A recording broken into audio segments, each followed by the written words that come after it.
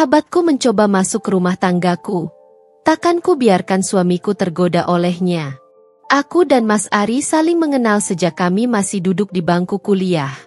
Sejak awal, aku sudah merasa ada yang istimewa dalam hubungan kami. Mas Ari adalah tipe pria yang sabar dan perhatian. Selalu tahu cara membuatku merasa nyaman. Setiap kali ada masalah, dia selalu menjadi pendengar yang baik, memberikan solusi dengan penuh kebijaksanaan. Begitu juga denganku, aku selalu mendukung setiap impian dan tujuan hidupnya. Kami selalu percaya bahwa kami adalah pasangan yang sempurna, saling melengkapi satu sama lain. Kami tinggal di sebuah apartemen kecil yang tidak terlalu mewah, tapi cukup nyaman. Meskipun hidup kami sederhana, aku merasa sangat bahagia. Setiap pagi, Mas Ari akan menyiapkan sarapan untukku sebelum berangkat kerja. Sementara aku akan membersihkan rumah dan mempersiapkan segala kebutuhan. Malam harinya, kami menghabiskan waktu bersama, menonton film atau hanya berbincang tentang hari kami. Kehidupan kami terlihat sempurna. Meskipun kami tahu kami harus terus bekerja keras untuk meraih impian-impian kami. Di sisi lain, ada Tasya, sahabatku yang sudah lama aku kenal. Kami sudah melewati banyak hal bersama, dari mulai masa-masa kuliah yang penuh tantangan hingga saat-saat suka duka di kehidupan dewasa. Tasya adalah tipe sahabat yang selalu ada saat dibutuhkan, penuh energi dan selalu siap memberi dukungan. Kami berbagi banyak cerita, mulai dari hal-hal kecil hingga masalah-masalah besar dalam hidup kami. Tasya selalu bisa membuatku tertawa, bahkan di saat-saat sulit sekalipun. Tasya sudah sering bertemu dengan Mas Ari, dan kami bertiga sering menghabiskan waktu bersama. Mas Ari selalu nyaman dengan keberadaan Tasya. Begitu juga Tasya yang tidak pernah menunjukkan tanda-tanda ketidaknyamanan. Aku merasa semuanya berjalan begitu lancar, tak ada yang perlu dikhawatirkan. Kami bertiga seolah membentuk sebuah keluarga kecil yang bahagia, dengan Mas Ari yang menjadi pusat perhatian dan kasih sayang di antara kami. Namun, seiring berjalannya waktu, ada perasaan yang mulai mengusik pikiranku. Aku mulai merasakan ada perubahan kecil dalam sikap Tasya. Aku tidak tahu persis kapan semuanya mulai berubah, tetapi aku merasa ada yang berbeda dengan Tasya belakangan ini. Dulu, kami selalu berbagi segala hal, tetapi sekarang dia tampak lebih tertutup, bahkan dalam obrolan ringan sekalipun. Pesan-pesan kami yang dulunya selalu cepat dibalas, kini mulai terasa lebih jarang dan terlambat. Meski begitu, yang paling mengganggu pikiranku adalah sikapnya terhadap Mas Ari. Tasya yang dulu tidak terlalu banyak berinteraksi dengan Mas Ari, kini justru terlihat lebih sering menghubunginya. Awalnya, aku mencoba untuk tidak berpikir negatif. Mungkin dia hanya ingin berbicara atau bertanya tentang sesuatu yang berkaitan dengan pekerjaan, atau mungkin hanya ingin bertanya kabar. Tapi semakin lama, semakin banyak pesan-pesan yang masuk antara mereka berdua, dan aku mulai merasa tidak nyaman. Aku mencoba bersikap tenang, berharap bahwa perasaanku hanyalah cemburu biasa. Tapi entah mengapa, semakin hari aku semakin merasa terasingkan. Mas Ari yang dulunya selalu menjaga jarak dengan Tasya, mulai membalas pesan-pesan itu dengan cepat, bahkan terkadang mereka mengobrol di luar jam kerja. Aku melihatnya dari jauh, dan meskipun Mas Ari selalu tersenyum dan terlihat santai, ada sesuatu yang mengganjal di hati ini. Suatu ketika, aku berada di ruang tamu saat Mas Ari menerima telepon dari Tasya. Awalnya, aku tidak berpikir apa-apa, karena dia memang sering berbicara dengan teman-temannya. Namun, ketika aku mendengar percakapan mereka, rasanya ada yang aneh. Mas Ari terdengar lebih hangat, lebih akrab daripada biasanya. Mereka tertawa bersama, dan aku bisa mendengar jelas bahwa ada candaan ringan yang tidak pernah terjadi sebelumnya. Itu membuat perasaanku semakin kacau. Aku tidak pernah merasa terancam oleh keberadaan Tasya sebelumnya, tetapi saat itu, aku merasa ada sesuatu yang sedang terjadi, sesuatu yang lebih dari sekedar persahabatan. Aku mencoba untuk mengabaikannya, mencoba berpikir bahwa itu hanya bagian dari kehidupan yang biasa, bahwa pertemanan antara Mas Ari dan Tasya adalah hal yang wajar. Tapi semakin lama aku berpikir, Semakin aku merasa ada yang aneh. Aku bahkan mulai berpikir tentang kemungkinan terburuk. Apakah ada sesuatu yang lebih dari sekadar persahabatan di antara mereka? Aku merasa takut jika aku tidak bisa mempercayai perasaanku sendiri. Tapi di sisi lain, aku merasa bahwa ada sesuatu yang aku harus tahu. Aku tahu, seharusnya aku bisa berbicara langsung dengan Mas Ari tentang ini, menanyakan apakah ada yang salah dengan hubungan mereka. Tetapi, aku merasa ragu. Apa aku hanya terlalu cemburu? Apa jika aku bertanya, itu hanya akan membuat semuanya lebih buruk? Namun, di dalam hatiku, aku tahu bahwa aku harus mencari tahu kebenarannya. Perasaan ini tidak bisa lagi aku pendam. Malam itu, setelah pulang kerja, aku merasa ada yang berbeda. Seperti biasa, Mas Ari sedang duduk di ruang tamu sambil memeriksa ponselnya. Aku merasa ada yang mengganjal dalam diri ini, sesuatu yang tidak bisa aku jelaskan dengan kata-kata. Ketika aku memasuki ruang tamu, Mas Ari terlihat sibuk dengan layar ponselnya, seolah-olah dia sedang fokus pada sesuatu yang penting. Aku tidak langsung berbicara, hanya berdiri di pintu sejenak, mencoba untuk melihat apakah ada yang aneh. Aku bisa melihat nama Tasya muncul di layar ponsel Mas Ari, dan detik itu juga, hatiku berdebar kencang. Ada rasa cemas yang tak tertahankan di dada. Aku merasa tidak nyaman melihat mereka terus berkomunikasi seperti ini, padahal seharusnya kami sedang bersama. Rasanya seperti ada tembok tak kasat mata yang memisahkan kami, dan Tasya entah kenapa selalu menjadi penghalang itu. Aku memutuskan untuk duduk di sebelah Mas Ari, mencoba bersikap santai meskipun perasaan curiga semakin membesar. "Kamu masih sibuk, Mas?" tanyaku, berusaha untuk tidak terdengar terlalu cemas. Mas Ari mengangkat pandangannya dan tersenyum lembut. "Oh, enggak kok, cuma cek beberapa hal." "Kamu capek, sayang?" katanya, seolah tidak ada yang salah. Aku ingin sekali bertanya lebih banyak, tetapi aku menahan diri. Mas Ari tidak pernah sebelumnya berperilaku seperti ini, seolah dunia kami berdua sudah cukup. Dia dan Tasya terus berbicara dengan santai, seolah-olah mereka berdua sudah memiliki dunia mereka sendiri, tanpa aku di dalamnya. Sakit rasanya, melihat kedekatan mereka yang dulu tidak ada, tapi kini berkembang begitu cepat.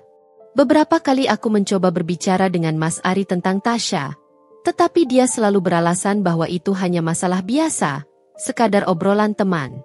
Namun, seiring berjalannya waktu, aku semakin merasa bahwa ada sesuatu yang lebih dari itu. Setiap kali Mas Ari menerima pesan atau telepon dari Tasya, aku merasa seperti ada yang hilang dalam hubungan kami. Perasaan cemas ini semakin membesar, dan aku tidak bisa mengabaikannya begitu saja. Pernah suatu malam, aku kembali ke rumah lebih awal dan melihat Mas Ari sedang duduk di meja makan, tersenyum kecil sambil membaca pesan di ponselnya. Aku tidak tahu kenapa, tetapi ada getaran dalam diriku yang menyuruhku untuk melihat lebih dekat. Aku beranjak mendekat dengan hati-hati, mencoba untuk tidak menimbulkan suara. Pesan-pesan itu berisi percakapan ringan. Memang, tapi aku tahu bahwa kata-kata itu lebih dari sekadar obrolan biasa. "Mas Ari, kamu pasti merasa tertekan, ya?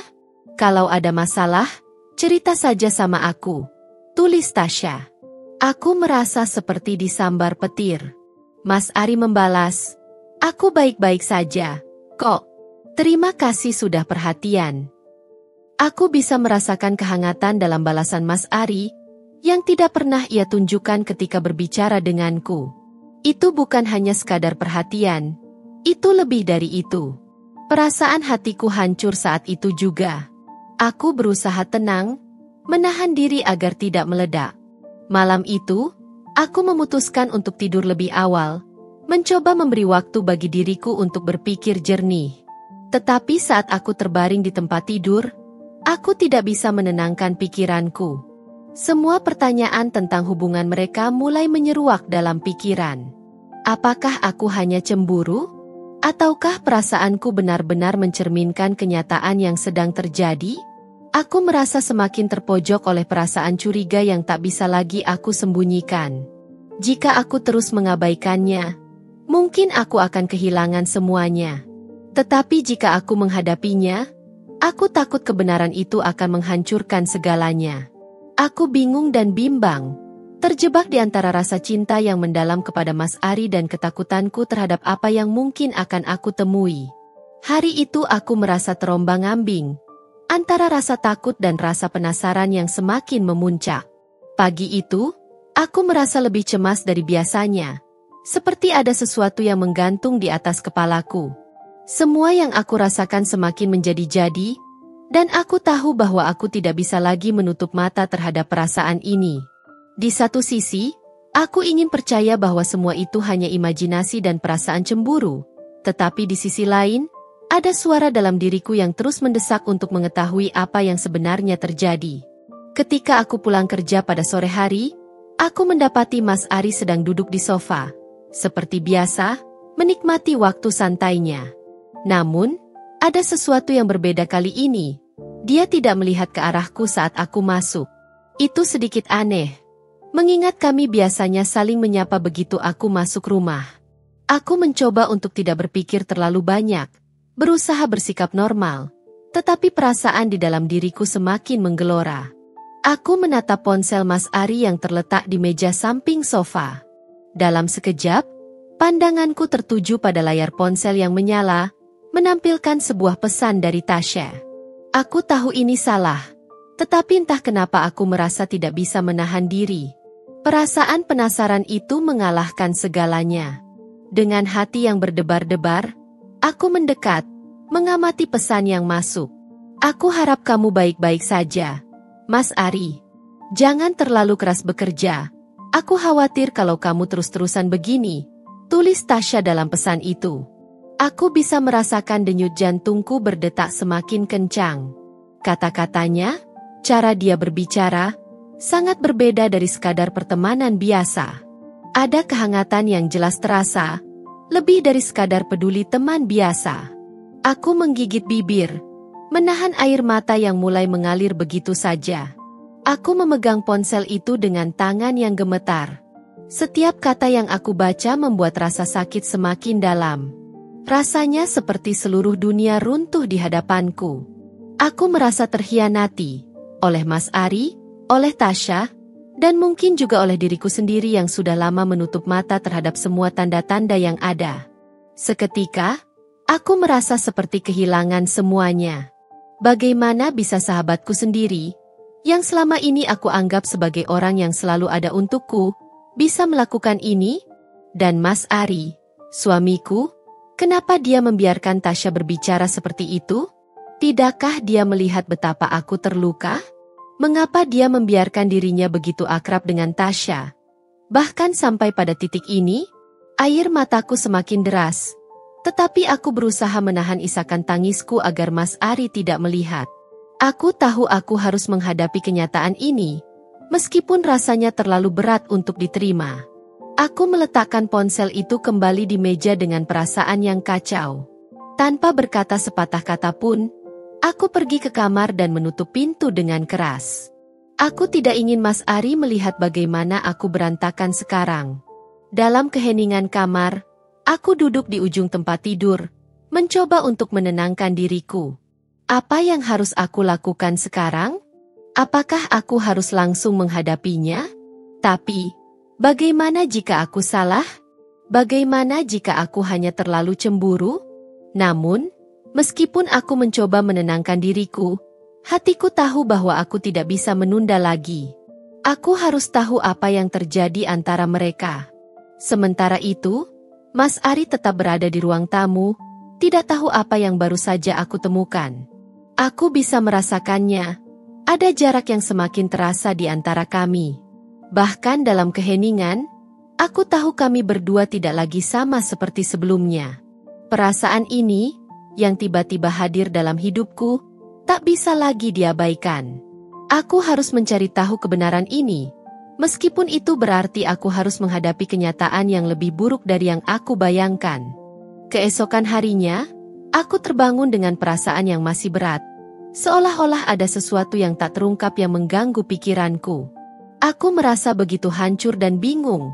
berperang antara rasa sakit dan kebutuhan untuk mencari kejelasan. Semalam, perasaan cemas dan curiga itu seakan semakin menebal, dan aku tahu aku tidak bisa lagi menunda untuk menghadapinya. Rasanya seperti ada batu besar di dadaku, dan aku tahu, jika aku tidak berbicara dengan Mas Ari sekarang, itu akan terus menggerogoti hatiku. Aku memutuskan untuk berbicara dengannya. Tidak ada lagi alasan untuk menunda atau menghindar. Aku harus menghadapi kenyataan, apapun itu, dan mencari tahu apa yang sebenarnya terjadi. Ketika aku masuk ke ruang tamu, Mas Ari sedang duduk di sofa, menatap televisi tanpa benar-benar memperhatikan apa yang sedang diputar. Aku bisa melihat dia tampak lelah, mungkin juga tertekan, meskipun dia berusaha terlihat santai. Ada ketegangan di udara, dan aku bisa merasakannya. Mas, kita perlu bicara. Suaraku terdengar lebih tenang dari yang aku rasakan. Tapi di dalam hatiku, perasaan takut dan cemas bercampur aduk. Mas Ari menoleh ke arahku, dan aku bisa melihat keheranan di wajahnya. Ada apa, sayang? Tanyanya. Suaranya terdengar lembut, seolah tidak ada yang salah. Aku menarik napas dalam-dalam, berusaha menenangkan diri sebelum berbicara lebih lanjut. Aku tidak bisa lagi menahan perasaan ini. Mas, aku sudah tahu tentang pesan-pesan yang kamu terima dari Tasya. Aku melihat semuanya, dan itu lebih dari sekadar pertemanan, Mas. Suaraku bergetar, tetapi aku berusaha untuk tetap tegar. Aku bisa melihat perubahan ekspresi di wajah Mas Ari, dari yang awalnya tenang menjadi kebingungan. Apa yang terjadi, Mas? Kenapa kamu membiarkan ini semua terjadi? Mas Ari terdiam sejenak, seolah mencoba mencerna kata-kataku. Aku bisa melihat keraguan di matanya, dan itu membuat hatiku semakin hancur. Dia menghela napas panjang, lalu akhirnya berbicara, "Gita, aku tidak tahu apa yang kamu baca atau apa yang kamu pikirkan. Tasya itu hanya teman. Aku tidak punya perasaan lebih padanya. Kamu salah paham." Kata-kata itu seperti pisau yang menusuk perasaanku lebih dalam. Dia tidak mengakui apa yang terjadi, bahkan berusaha membantah semuanya. Aku merasa sangat bingung. Apakah aku benar-benar salah paham? Tapi bagaimana dengan pesan-pesan itu? Bagaimana dengan sikapnya yang tiba-tiba begitu akrab dengan Mas Ari? Apakah semuanya hanya kebetulan? Mas, aku tidak bodoh. Aku berkata dengan suara yang lebih keras, meskipun hati ini rasanya seperti hancur. Aku melihat bagaimana kamu berinteraksi dengannya. Bagaimana kalian saling berbicara seolah-olah tidak ada yang salah. Ini bukan hanya soal cemburu, Mas. Aku merasa dihianati. Mas Ari terdiam, seolah tidak tahu bagaimana menjawab. Aku bisa melihat ada kebingungan dalam tatapannya, tapi juga ada penolakan. Gita, kamu terlalu cemburu. Tasya itu teman biasa. Aku nggak ada apa-apa dengan dia. Kenapa kamu harus berpikir buruk? Jawabnya dengan nada yang lebih tinggi, seolah-olah dia berusaha meyakinkan diriku bahwa aku salah. Aku merasa semakin kesal. Rasa sakit ini semakin mendalam, dan aku tahu aku tidak bisa terus hidup dalam kebohongan. Tapi kenapa kamu tidak menghentikan semuanya? Mas, kenapa kamu tidak bilang kalau dia sudah melangkah terlalu jauh? Kenapa kamu membiarkan dia berbicara seperti itu padamu? Aku hampir menangis, tapi aku berusaha menahan air mata yang ingin tumpah. Mas Ari mengalihkan pandangannya. Sepertinya tidak bisa menghadapi pertanyaan-pertanyaan itu. Dia tidak bisa memberi penjelasan yang memuaskan, dan aku tahu ada sesuatu yang dia sembunyikan. Aku merasa sangat kesal. Aku nggak tahu kenapa kamu seperti ini. Kamu malah merusak hubungan kita dengan cemburu yang berlebihan, katanya dengan suara yang lebih dingin. Aku merasa benar-benar terpojok. Setiap kata yang keluar dari mulutnya seperti menyayat hatiku lebih dalam. Aku ingin berteriak, ingin mengungkapkan semua perasaanku, tapi aku tahu itu tidak akan menyelesaikan apa-apa. Di sisi lain, aku merasa seperti ada tembok besar yang dibangun di antara kami, tembok yang tak bisa lagi kami hancurkan hanya dengan kata-kata. Dengan hati yang hancur, aku mengalihkan pandangan. Aku merasa begitu sendirian. Mungkin aku memang terlalu cemburu, atau mungkin aku hanya tidak bisa lagi mempercayai Mas Ari. Tapi yang jelas, aku merasa bahwa sesuatu telah berubah, dan itu tidak bisa diperbaiki hanya dengan penjelasan kosong. Aku menghela napas panjang, berusaha menenangkan diriku. Mas Ari akhirnya berdiri dan berjalan menuju pintu. Aku butuh waktu, Gita.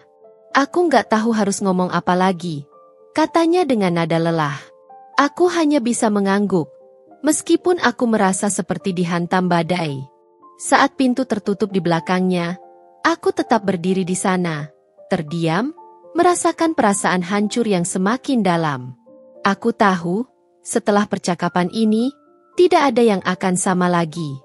Hubungan kami tidak akan pernah bisa kembali seperti semula. Dan aku harus menerima kenyataan itu, meskipun rasanya terlalu pahit untuk ditelan. Keesokan harinya, aku merasa kebingungan melanda diriku. Malam itu, aku terjaga lebih lama dari biasanya, berbaring di tempat tidur dengan pikiran yang berputar-putar. Mas Ari, suamiku, sudah pergi kerja, dan aku masih teringat dengan jelas setiap kata yang keluar dari mulutnya kemarin. Kamu terlalu cemburu.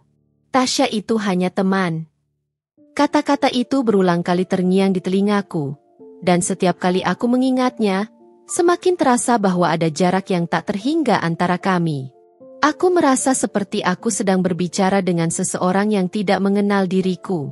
Bukan hanya dia yang menyangkal apa yang terjadi, tetapi dia juga tampak tidak bisa memahami betapa besar rasa sakit yang aku rasakan.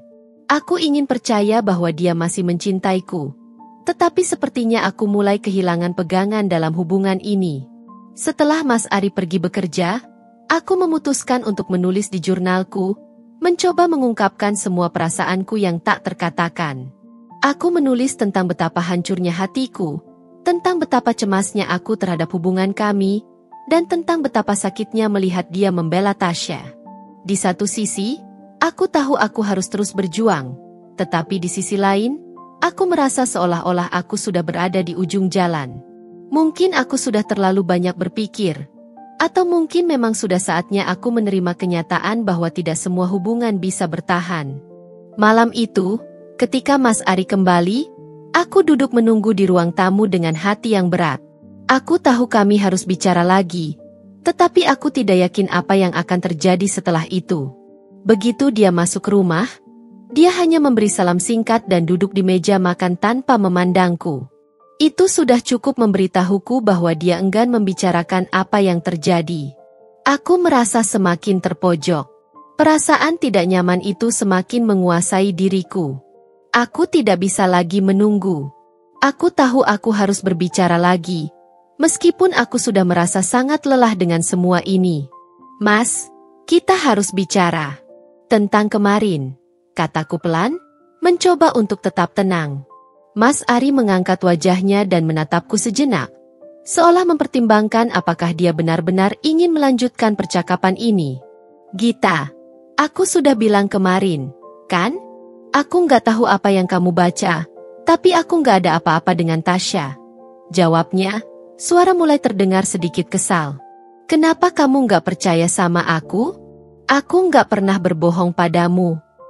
Aku merasa semakin frustasi.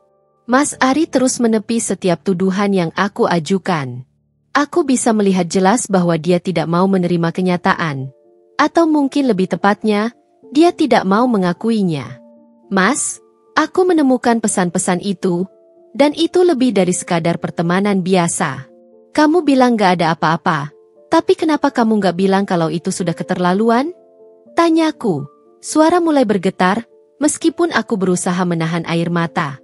Dia menarik napas panjang, lalu memandangku dengan tatapan yang sulit dimengerti. Gita, kamu cuma berpikir buruk. Kamu gak bisa begitu saja menganggap semuanya salah tanpa bukti yang jelas. Tasya itu teman. Aku gak ingin kamu berpikir aneh tentang dia. Jawabannya terdengar semakin defensif, dan itu membuat perasaanku semakin kacau. Mas Ari tampak tidak menyadari betapa besar pengaruhnya terhadap perasaanku. Aku merasa seperti ada tembok yang besar antara kami. Setiap kali aku mencoba mengungkapkan perasaanku, dia selalu berusaha menyangkalnya, seolah-olah perasaan dan pikiranku itu tidak berarti. Aku tahu dia tidak berniat menyakitiku, tapi entah mengapa dia merasa sulit untuk memahami rasa sakit yang aku rasakan. Dia tidak pernah menunjukkan penyesalan, tidak ada usaha untuk meyakinkanku bahwa dia berkomitmen pada hubungan kami. Mas, bagaimana kalau aku salah? Bagaimana kalau aku cemburu tanpa alasan? Tanyaku, meskipun aku tahu bahwa jawabannya tidak akan mengubah apapun. Tapi kenapa aku merasa terabaikan? Kenapa kamu membiarkan semua ini terus berlangsung? Aku menatapnya, berharap ada jawaban yang membuat aku merasa lebih tenang, meskipun aku tahu aku tidak akan mendapatkannya. Mas Ari menunduk, sepertinya berjuang untuk menemukan kata-kata yang tepat. Aku nggak bisa terus-terusan menjelaskan semuanya. Gita, kamu nggak bisa begitu saja terus mencurigai aku tanpa alasan yang jelas. Jawabnya, nada suaranya mulai kehilangan ketenangan. Aku merasa seperti dia semakin menjauh, semakin enggan menerima perasaan dan kecurigaanku. Aku menundukkan kepala, merasa tak ada lagi yang bisa aku katakan. Mas Ari masih berdiri dengan ekspresi bingung, namun aku tahu dia tidak akan mengubah sikapnya. Aku merasa sangat lelah. Lelah dengan semua kebingungan ini, lelah dengan penyangkalan, dan lelah dengan perasaan yang terus-menerus terpendam. Aku nggak tahu lagi. Mas, aku berkata pelan, hampir berbisik. Aku merasa terjebak dalam kebingungan ini. Aku nggak tahu apa yang sebenarnya kamu rasakan. Kata-kataku tersendat, dan air mata yang aku tahan akhirnya jatuh juga. Aku tidak bisa lagi mengendalikannya. Perasaan terabaikan, disakiti, dan bingung melanda diriku. Aku ingin berteriak, tapi aku hanya bisa menangis dalam keheningan. Mas Ari melihatku dengan tatapan kosong. Sepertinya tidak tahu harus berbuat apa. Dia berbalik dan pergi ke kamarnya tanpa sepatah kata pun. Aku hanya bisa duduk terdiam di ruang tamu, merasa seolah-olah hubungan ini sudah berada di ambang kehancuran. Hari-hari berlalu dengan perasaan yang semakin berat. Aku merasa seperti terjebak dalam sebuah lingkaran setan, di mana setiap perbincangan dengan Mas Ari hanya mengarah pada kebingungan dan kesedihan. Setiap kali aku mencoba mengungkapkan perasaanku, aku hanya mendapatkan penolakan dan kebingungannya. Tidak ada penyesalan di wajahnya, tidak ada usaha untuk memperbaiki hubungan kami. Rasanya seperti aku sedang berbicara dengan tembok, berusaha untuk mencari jalan keluar, tetapi semakin merasa tersesat dalam kebingunganku. Tasya masih muncul dalam pikiran setiap kali aku melihat Mas Ari. Meskipun dia tidak lagi terlalu sering menghubungi Mas Ari seperti sebelumnya, bayangan hubungan mereka tetap menghantui. Aku masih melihat bagaimana mereka berinteraksi, dan itu selalu meninggalkan rasa cemas yang tak bisa aku hindari. Meskipun Mas Ari terus meyakinkan aku bahwa tidak ada yang terjadi di antara mereka, aku tidak bisa menghilangkan perasaan bahwa sesuatu yang lebih besar sedang terjadi, sesuatu yang lebih gelap dari sekadar persahabatan biasa. Setiap kali aku melihat Mas Ari, aku merasakan ketidakpastian yang mendalam. Dia seolah tidak peduli dengan perasaanku. Kami masih berbicara, tetapi percakapan kami terasa kosong. Tidak ada lagi kedekatan seperti dulu, tidak ada lagi kehangatan yang membuat aku merasa dicintai. Mas Ari semakin sering menghabiskan waktu di luar rumah, bekerja lembur atau pergi keluar bersama teman-temannya. Aku merasa semakin terisolasi, seolah-olah aku bukan lagi bagian dari hidupnya. Rasa kesepian itu semakin menggerogoti hatiku. Aku mencoba untuk tetap sibuk, melakukan kegiatan yang bisa mengalihkan perhatianku. Aku pergi ke gym, menghabiskan waktu dengan teman-teman, dan bahkan mencoba fokus pada pekerjaan. Tetapi setiap kali aku berada di rumah, rasa kosong itu datang kembali. Aku merasa seperti berada di tengah rumah yang penuh dengan kenangan indah, tetapi semua itu terasa begitu jauh dan tak terjangkau. Semua yang dulu terasa begitu nyata kini, hanya menjadi bayangan yang memudar. Suatu malam, ketika Mas Ari kembali larut malam dari bekerja, aku merasa seakan tidak ada lagi yang bisa aku katakan. Dia masuk rumah dengan wajah yang lelah, tanpa ada senyuman, hanya ekspresi kosong yang semakin aku kenali. Aku merasa tidak ada lagi yang tersisa di antara kami. Meski aku ingin berbicara, meskipun aku ingin mengungkapkan semua perasaanku, aku tahu itu tidak akan mengubah apapun. Bahkan jika aku menangis, dia tetap tidak akan mengerti. Aku duduk di ruang tamu, menatap kosong keluar jendela. Hujan turun dengan deras, dan aku merasa hujan itu seolah mencerminkan perasaanku. Semakin lama semakin lebat, semakin sulit untuk melihat jalan keluar. Aku merasa terkubur dalam perasaan kecewa dan kesedihan yang semakin mendalam. Aku mencintai Mas Ari, itu tidak bisa aku pungkiri, tetapi aku juga merasa seperti aku telah kehilangan dirinya. Aku merasa seperti seorang asing di dalam rumahku sendiri. Seorang istri yang kehilangan suaminya meskipun dia masih ada di depanku. Aku memejamkan mata, berusaha mengingat kembali hari-hari indah yang pernah kami lewati bersama. Tetapi kenangan itu kini terasa seperti mimpi yang jauh. Aku merasa terjebak dalam kenyataan yang keras. Kenyataan yang tak pernah kubayangkan akan menghancurkan segalanya. Aku ingin percaya bahwa ini hanya fase yang sementara, bahwa semuanya akan baik-baik saja. Tetapi semakin aku berharap, semakin aku merasa tak berdaya. Mas Ari semakin jauh, dan aku semakin terperosok dalam kesepian yang mendalam. Aku tahu aku harus memutuskan sesuatu, tetapi aku tidak tahu apa yang harus dilakukan. Apakah aku harus terus berjuang? Atau apakah aku harus menyerah dan menerima kenyataan bahwa hubungan ini tidak akan pernah bisa kembali seperti dulu? Apakah aku harus tetap mempertahankan pernikahan ini meskipun aku merasa begitu terluka? Ataukah aku harus melepaskannya untuk menyelamatkan diriku sendiri? Rasa cemas itu semakin menguasai pikiranku. Setiap hari, aku merasa seperti berjalan di atas tali yang rapuh. Takut akan jatuh ke dalam kehancuran yang lebih dalam. Aku tidak tahu apakah aku masih bisa mempertahankan harapan untuk kami berdua, atau apakah aku hanya membuang-buang waktu dan tenaga untuk sesuatu yang sudah tidak ada lagi. Malam itu, setelah Mas Ari pergi tidur, aku tetap terjaga, berbaring di sampingnya dalam keheningan yang mencekam. Aku mendengarkan detak jam dinding yang terdengar begitu keras, seolah-olah waktu itu sendiri menunggu keputusan besar yang harus aku buat.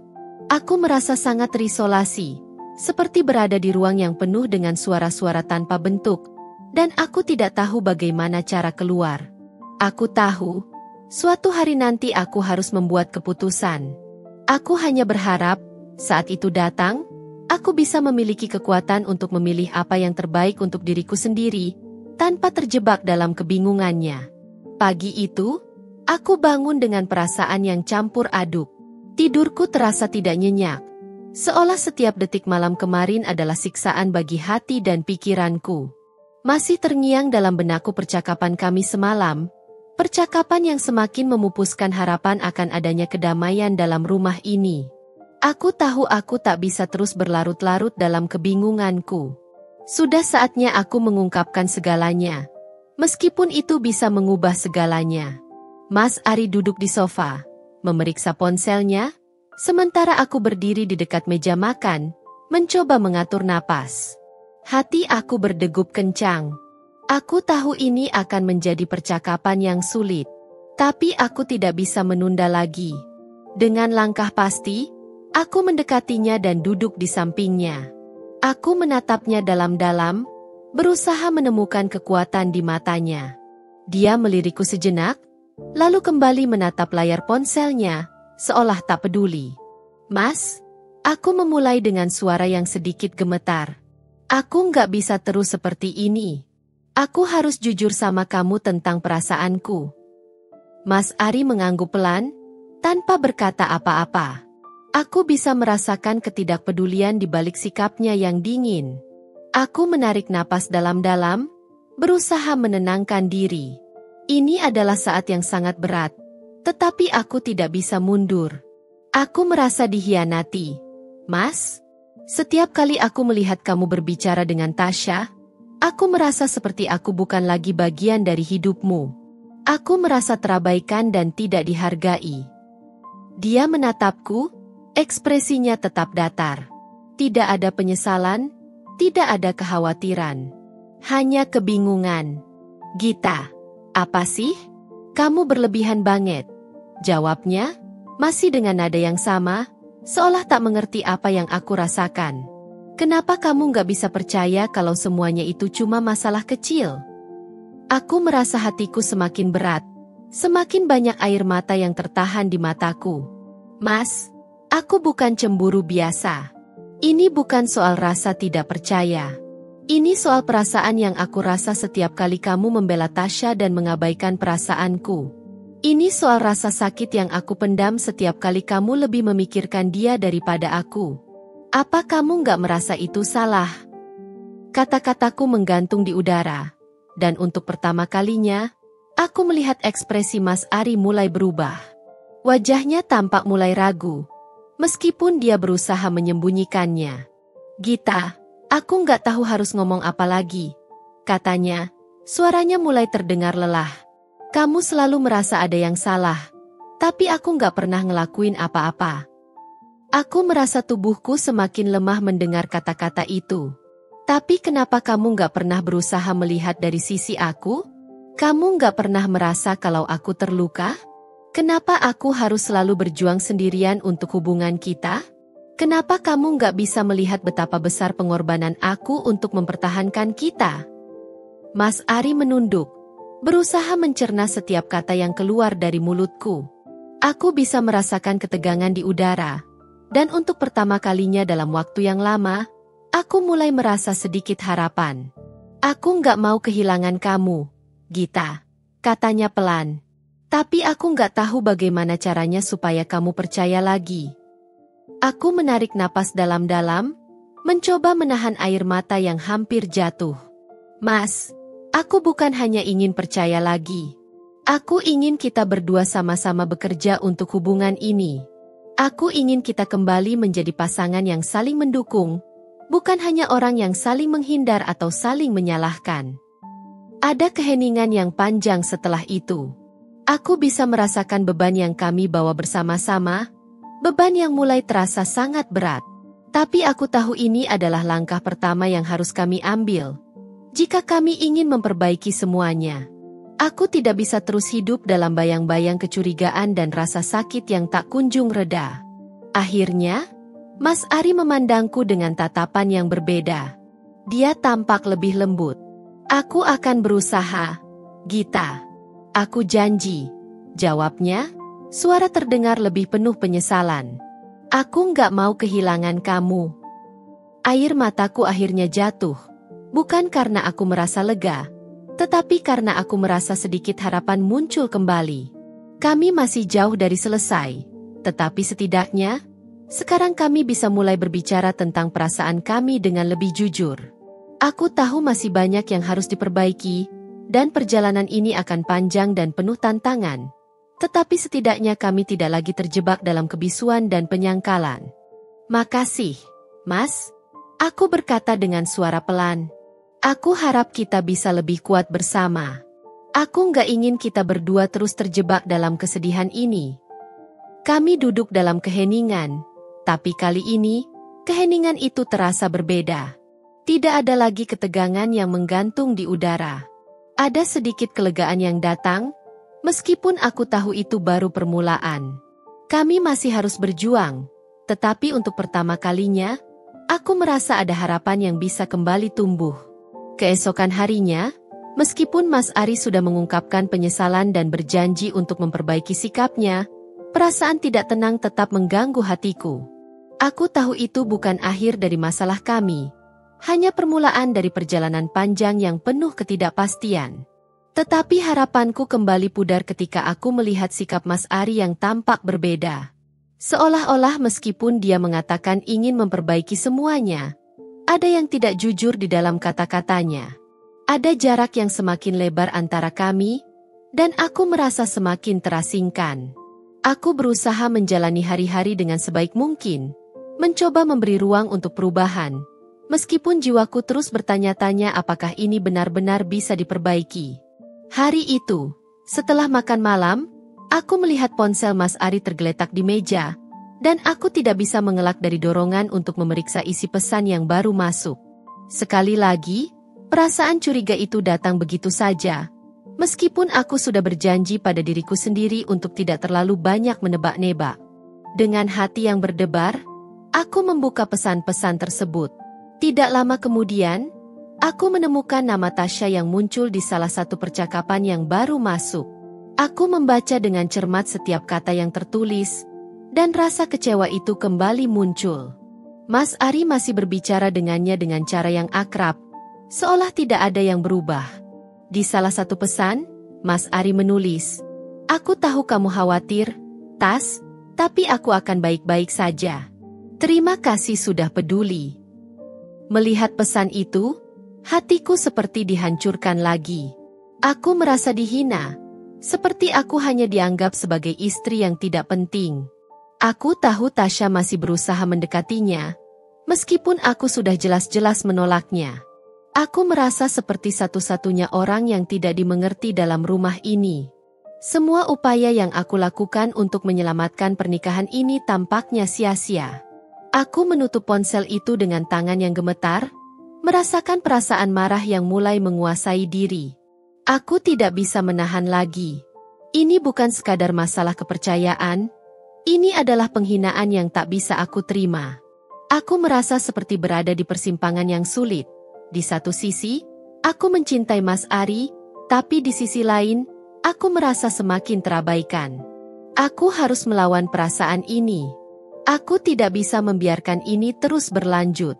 Dengan perasaan penuh amarah, aku pergi ke ruang tamu dan duduk di dekat Mas Ari yang sedang menonton televisi. Wajahnya tampak tenang, tetapi aku bisa merasakan ketegangan yang ada di dalam diriku. Aku tahu, jika aku tidak berbicara sekarang, aku akan terus merasa seperti ini selamanya. Aku harus mengungkapkan semuanya.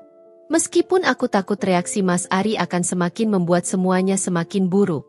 "Mas," suaraku terdengar berat, penuh emosi yang tidak bisa aku sembunyikan.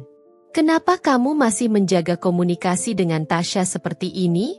Kenapa kamu merasa perlu terus-menerus menghubunginya meskipun kamu tahu itu menyakitkan aku? Apa kamu pikir aku bodoh? Apa aku hanya bisa diam melihat semua ini terjadi?"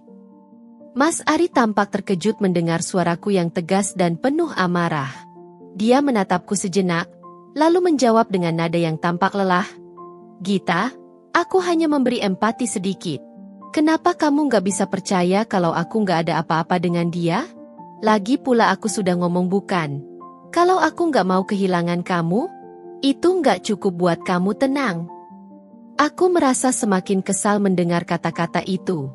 "Tapi Mas, aku merasa kamu lebih peduli padanya daripada aku. Kamu lebih sering berbicara dengannya. Kamu lebih mendengarkan dia. Dan kamu malah menenangkan dia ketika dia khawatir tentangmu. Lalu, aku di sini, merasa terabaikan. Apa kamu gak lihat kalau ini menghancurkan aku?" Mas Ari menghela napas panjang, terlihat bingung dan frustrasi. "Gita, aku gak ngerti kenapa kamu jadi begini.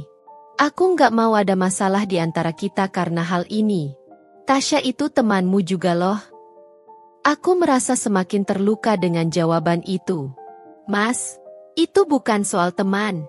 Ini soal bagaimana kamu menyikapinya. Setiap kali aku mencoba berbicara tentang perasaanku, kamu menanggapinya dengan dingin, seolah-olah aku yang berlebihan. Aku nggak bisa terus seperti ini, Mas. Aku nggak bisa terus menjadi orang yang selalu merasa terabaikan." Dia terdiam, wajahnya terlihat semakin bingung. "Gita, aku nggak mau kamu merasa seperti itu. Tapi kalau aku nggak bisa menjaga hubungan dengan Tasya, kamu pasti merasa aku nggak peduli sama kamu. Aku nggak tahu lagi apa yang harus aku lakukan. Aku merasa seperti berada di ujung jurang. Apa yang harus kamu lakukan? Kamu harus memilih, Mas, antara aku atau Tasya. Kalau kamu masih merasa ada yang harus dijaga dengan dia, berarti kamu sudah memilih. Aku nggak bisa hidup seperti ini, di antara dua orang yang aku cintai, tapi justru membuat aku merasa sendirian." Ada keheningan yang panjang di antara kami. Mas Ari duduk terdiam, menatapku tanpa kata-kata. Aku tahu dia terjebak dalam kebingungannya, tapi aku juga merasa seperti aku sudah mencapai batas. Aku tidak bisa lagi terjebak dalam hubungan yang penuh dengan keraguan dan ketidakpastian. Aku harus membuat keputusan untuk diriku sendiri, untuk kebahagiaanku. Akhirnya, Mas Ari berdiri, berjalan ke arahku, dan meletakkan tangan di pundakku. Aku minta maaf kalau kamu merasa terluka. Aku nggak mau kehilangan kamu, tapi aku juga nggak bisa mengabaikan Tasya begitu saja. Bagaimanapun juga dia sahabat kita, Gita. Jawaban itu membuat hatiku semakin rapuh. Aku tidak tahu apakah aku bisa bertahan lebih lama dengan rasa sakit ini. Tetapi yang pasti, aku tahu satu hal. Aku harus memilih, tidak hanya untuk Mas Ari, tapi juga untuk diriku sendiri. Beberapa minggu setelah percakapan panjang itu, aku merasa seperti berada dalam perangkap. Meskipun Mas Ari berjanji untuk lebih peduli dan memperbaiki segalanya, aku merasa bahwa hal itu hanya kata-kata kosong. Aku masih merasakan kecanggungan di antara kami, seperti ada tembok tak kasat mata yang memisahkan kami. Setiap kali aku melihatnya, aku merasa seolah-olah dia tidak sepenuhnya ada untukku. Mas Ari mungkin telah berjanji untuk memperbaiki hubungan kami, tetapi seiring berjalannya waktu, aku merasa janji itu semakin kabur. Di sisi lain, Tasya masih berusaha mendekati Mas Ari, meskipun aku sudah dengan jelas menolak kehadirannya. Seolah tak peduli dengan perasaanku, dia masih terus mencari cara untuk berada di dekatnya.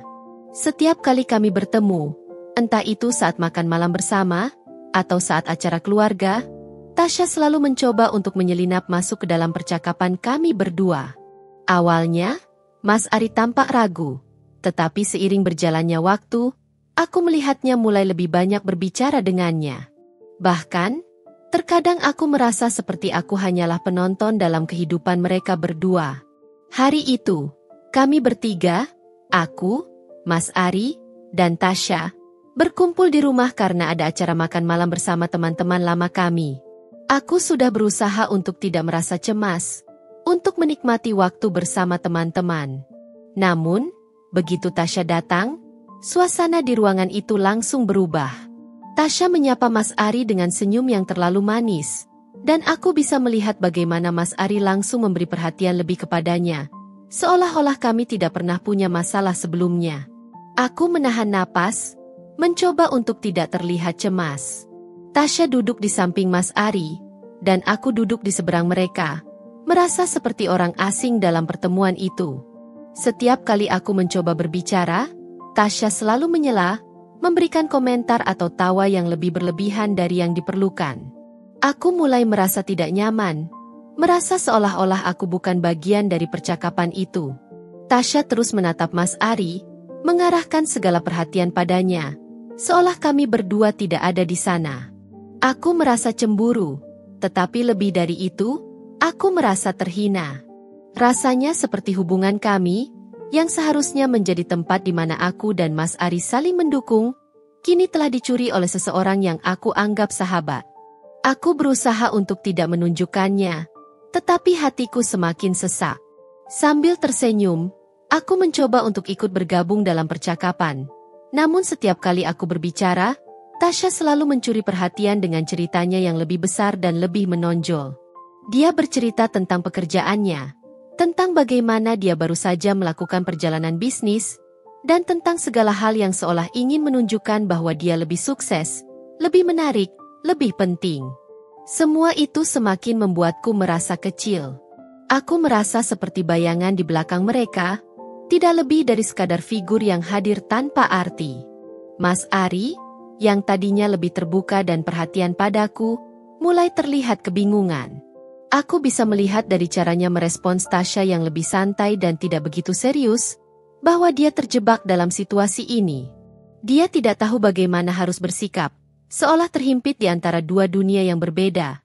Di satu sisi, ada aku, istrinya, yang merasa terluka dan cemas, dan di sisi lain, ada Tasya, yang terus berusaha menunjukkan dirinya sebagai teman yang lebih penting. Mas Ari hanya mengangguk dan tersenyum, tidak banyak berbicara, Tapi aku tahu dia merasa tertekan. Aku merasa terasingkan, duduk di meja itu, menatap piringku yang sudah kosong. Aku merasa seperti berada dalam hubungan yang penuh ketidakpastian, di mana semuanya berjalan tanpa kendali. Terkadang aku berpikir, apakah aku terlalu cemburu? Tetapi hati kecilku mengatakan bahwa ini bukan soal cemburu semata. Ini adalah soal rasa dihargai. Apakah aku hanya dianggap sebagai bagian dari rutinitas hidup Mas Ari? Ataukah aku masih berarti baginya? Setelah makan malam, kami semua duduk di ruang tamu, tapi suasana semakin canggung. Tasya terus berbicara tentang dirinya. Sementara Mas Ari lebih banyak mendengarkan tanpa memberikan banyak tanggapan. Aku duduk diam, mencoba untuk tetap tenang, tetapi aku merasa semakin kesal. Ini bukan lagi soal Tasya atau Mas Ari. Ini adalah tentang aku. Tentang bagaimana aku merasa tidak dihargai dan tidak didengar. Aku memutuskan untuk pergi ke kamar sejenak, mencoba menenangkan diri. Aku bisa mendengar suara Mas Ari dan Tasya masih berbicara di luar sana. Dan meskipun aku berusaha untuk tidak memikirkannya, hatiku tetap merasa sakit. Aku merasa seperti aku hanya sebuah bayangan dalam hidup mereka. Dan itu sangat menyakitkan.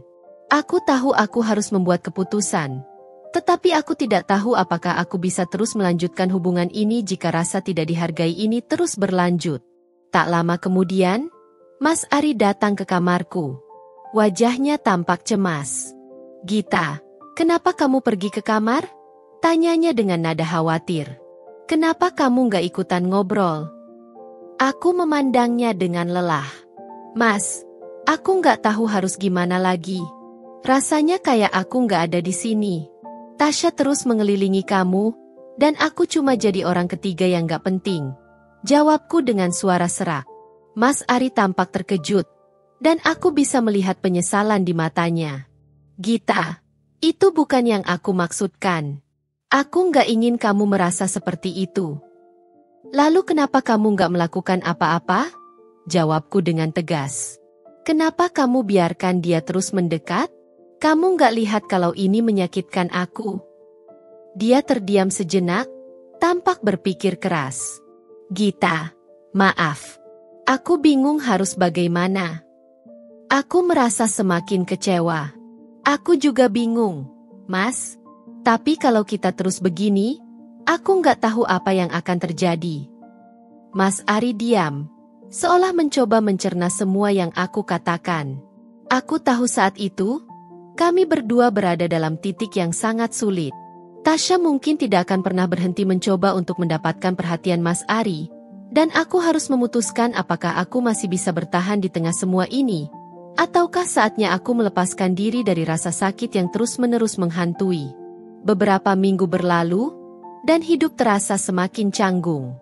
Meskipun Mas Ari berusaha lebih terbuka dan mencoba memperbaiki hubungan kami, aku masih merasa tidak ada yang benar-benar berubah. Setiap kali aku melihat Tasya mencoba mendekat, aku merasa hatiku semakin hancur. Dia tidak menunjukkan tanda-tanda untuk mundur, bahkan semakin aktif menghubungi Mas Ari. Aku merasa seperti hidup dalam ketegangan yang tak kunjung reda. Dan semakin sering aku bertanya-tanya, apakah aku hanya menghabiskan waktu di dalam hubungan yang dipenuhi keraguan. Namun, seiring berjalannya waktu, ada perubahan yang tak terduga. Mas Ari mulai semakin menjauh dari Tasya, meskipun dengan perlahan dan tak langsung. Aku melihatnya menghindar setiap kali Tasya mencoba menghubunginya atau mencari alasan untuk bertemu. Perlahan-lahan, komunikasi antara mereka mulai berkurang, dan aku merasakannya. Bahkan, pada suatu hari, Mas Ari datang kepadaku dengan ekspresi yang penuh kelelahan. "Gita," katanya dengan suara pelan, "aku sadar bahwa aku telah melakukan kesalahan besar. Aku telah membiarkan semuanya terjadi begitu saja, dan aku seharusnya lebih tegas. Aku minta maaf kalau kamu merasa terluka." Aku merasa sedikit lega mendengarnya. Tetapi tetap ada ketegangan di dalam diriku. Aku tahu, meskipun Mas Ari akhirnya menyadari kesalahannya, tak ada yang bisa mengembalikan waktu yang telah terbuang. Kepercayaan yang rusak tidak bisa diperbaiki dengan kata-kata saja. Aku harus berhati-hati. Meskipun Mas Ari berusaha memperbaiki semuanya, aku tahu aku tidak bisa langsung melupakan semua yang telah terjadi. Di sisi lain, Tasya mulai merasakan dampak dari tindakannya. Setelah beberapa kali berusaha untuk mendekati Mas Ari, dia mulai kehilangan banyak dukungan dari teman-teman dekatnya, termasuk aku. Mereka yang dulu mendukung persahabatannya denganku mulai merasa canggung dan menjauh. Beberapa teman yang mengetahui apa yang terjadi antara kami mulai memberi peringatan kepada Tasya, dan perlahan-lahan, dia kehilangan banyak hubungan yang sebelumnya dekat dengannya. Aku mendengar dari beberapa teman bahwa Tasya merasa kesepian, merasa bahwa dunia seakan menjauh darinya. Aku tidak bisa menahan perasaan campur aduk. Di satu sisi, aku merasa lega karena akhirnya hubungan kami mulai pulih. Namun di sisi lain, aku juga merasa tidak enak hati melihat Tasya, yang dulu menjadi sahabat terdekatku, berada dalam kesulitan. Rasanya seperti karma datang dengan cara yang sangat berbeda. Apa yang dia lakukan telah memengaruhi banyak orang, termasuk dirinya sendiri. Dia tidak hanya kehilangan hubungan persahabatan dengan aku, tetapi juga dengan orang-orang yang dulu dekat dengannya. Hari itu, aku menerima pesan dari Tasya. Awalnya, aku ragu untuk membukanya, tapi entah kenapa, aku merasa perlu mengetahui apa yang ingin dia katakan. Dalam pesan itu, dia mengungkapkan penyesalannya, meskipun kata-katanya terdengar hampa. Gita, aku minta maaf. Aku tahu aku telah melakukan kesalahan besar, dan aku tidak tahu bagaimana bisa memperbaikinya. Aku merasa sangat kehilangan dan menyesal. Aku berharap suatu hari kita bisa berbicara lagi. Aku terdiam membaca pesan itu. Perasaan campur aduk kembali datang. Aku merasa sedikit terharu, namun juga bingung. Seharusnya aku merasa lega, karena dia akhirnya menyadari kesalahannya. Tetapi ada bagian dari diriku yang merasa bahwa penyesalannya datang terlambat. Aku tahu bahwa perasaanku tidak akan pernah sama lagi setelah semua yang telah terjadi. Persahabatan kami, yang dulu begitu erat, kini hancur begitu saja. Dan aku tidak yakin apakah ada yang bisa memperbaikinya. Namun, satu hal yang pasti, Tasya telah merasakan konsekuensi dari perbuatannya. Karma memang datang dengan cara yang tak terduga, tetapi aku tahu bahwa itu adalah bagian dari hidup. Terkadang, kita harus membayar harga atas pilihan-pilihan kita, dan Tasya akhirnya harus merasakan dampak dari keputusan yang telah dia buat. Malam itu, Mas Ari dan aku duduk bersama di ruang tamu, berbicara tentang bagaimana kami bisa melanjutkan hidup kami setelah semua yang terjadi. Aku tahu ini tidak mudah, Gita, kata Mas Ari, menatapku dengan serius. Aku sadar bahwa aku telah merusak banyak hal, dan aku ingin memperbaiki semuanya. Aku ingin kita bisa menjalani hidup bersama dengan lebih baik. Aku memandangnya, mencoba untuk membaca ekspresi di wajahnya. Ada penyesalan di sana, tapi juga ada harapan. Aku tahu bahwa memperbaiki hubungan yang rusak bukanlah hal yang mudah, tetapi aku juga tahu bahwa ini adalah kesempatan terakhir untuk membuat semuanya berjalan dengan benar. Mas, jawabku, suaraku terasa pelan namun tegas. Aku ingin kita memperbaiki hubungan ini, tapi itu hanya bisa terjadi jika kamu benar-benar berubah. Kamu harus menunjukkan bahwa kamu bisa lebih menghargai aku dan tidak lagi membiarkan orang lain masuk begitu saja ke dalam kehidupan kita. Aku tidak bisa terus hidup dalam keraguan. Mas Ari mengangguk dengan serius. Aku janji, Gita. Aku akan berusaha lebih keras. Aku memandangnya dengan hati yang penuh pertanyaan. Apakah aku bisa benar-benar memaafkan semua yang terjadi? Apakah kita bisa benar-benar memulai dari awal dan memperbaiki semuanya? Aku tidak tahu jawabannya. Namun, aku tahu satu hal. Untuk pertama kalinya, aku merasa bahwa mungkin ada harapan untuk hubungan ini. Jika Mas Ari benar-benar ingin berubah, mungkin kita masih bisa memperbaikinya. Tetapi aku juga sadar bahwa itu akan memakan waktu, dan perjalanan ini belum berakhir. Karma telah datang untuk Tasya, dan kini aku harus menentukan langkah selanjutnya dalam hidupku. Apapun yang terjadi, aku tahu aku harus menjaga diriku sendiri, Dan jika kami bisa melewati ujian ini, mungkin kita bisa membangun kembali hubungan kami dengan lebih kuat. Tetapi itu semua tergantung pada kami berdua. Setelah semua yang terjadi, kehidupan kami, Mas Ari dan aku, mulai menemukan jalannya kembali. Tidak ada yang bisa menghapus luka yang telah tercipta. Tetapi aku merasa bahwa perlahan-lahan kami mulai membangun kembali fondasi yang hancur. Perjalanan ini tidak mudah, dan masih banyak yang harus kami hadapi. Tetapi ada satu hal yang aku sadari, kami berdua telah berubah. Mas Ari menjadi lebih terbuka. Ia mulai menunjukkan perhatiannya dengan cara yang lebih nyata, tidak hanya dengan kata-kata, tetapi juga dengan tindakan. Ia berusaha menghabiskan lebih banyak waktu bersamaku, mengajakku berbicara tentang masa depan, dan memperlihatkan bahwa ia benar-benar ingin membangun kepercayaan yang dulu sempat retak. Aku bisa merasakan perubahan itu, meskipun terkadang masih ada keraguan yang mengganjal di dalam hatiku. Aku tahu bahwa untuk bisa melanjutkan, aku harus memberi ruang untuk perubahan itu, meskipun itu bukan hal yang mudah. Namun, aku juga menyadari bahwa aku harus melangkah dengan hati-hati. Kepercayaan yang rusak tidak bisa begitu saja diperbaiki dengan janji atau kata-kata. Aku harus melihat perubahan tersebut seiring berjalannya waktu. Kadang-kadang, ketika aku merasa ragu, aku mengingat kembali apa yang telah terjadi dan mengingatkan diriku sendiri untuk tidak terlalu cepat percaya. Aku harus belajar untuk melindungi hatiku, meskipun aku ingin memperbaiki hubungan ini. Di sisi lain, Tasya tidak lagi hadir dalam hidup kami.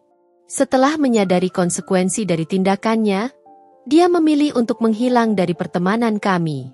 Aku mendengar bahwa dia berusaha memperbaiki hubungan dengan beberapa orang yang sempat menjauh.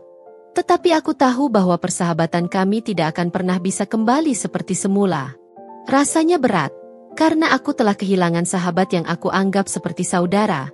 Namun aku tahu bahwa dalam hidup, kita harus memilih untuk menjaga diri kita sendiri, terutama ketika orang yang kita percayai malah menyakiti kita. Suatu hari, aku duduk bersama Mas Ari di ruang tamu, menatap foto pernikahan kami yang tergantung di dinding.